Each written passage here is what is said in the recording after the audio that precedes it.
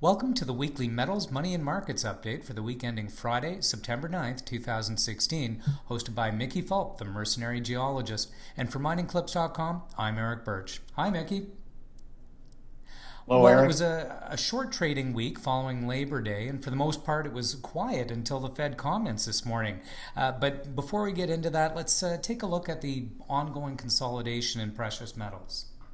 Well, gold finished the week at 1328. It had a high on Tuesday of 1350, the first day back to work for at least North America.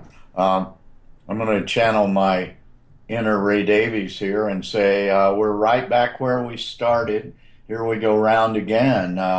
Finished the week at 1328, basically where it started, up 0.3%.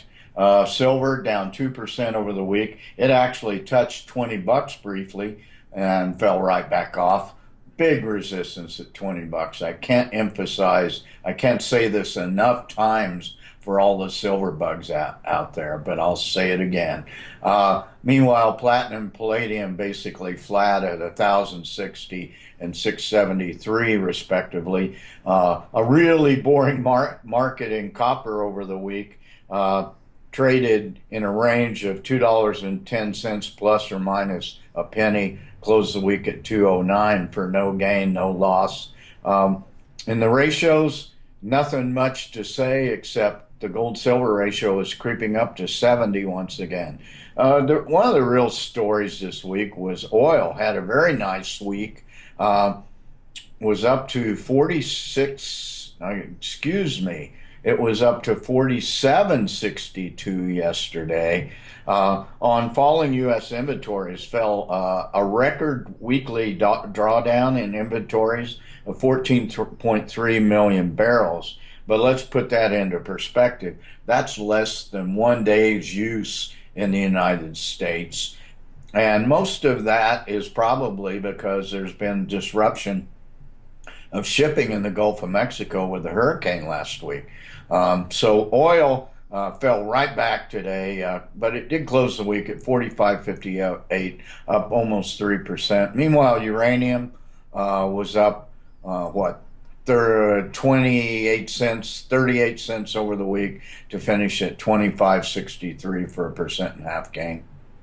And in currencies, the US dollar was a little stronger today, but ultimately closed the week down a bit. It finished the week down 0.5% at 95.35. Was up most of the week and fell off with the turmoil in U.S. markets today. Meanwhile, the euro was up 0.6% at $1.12, and the loonie was basically the same, a little less than 77 cents, lost 0.4% over the week.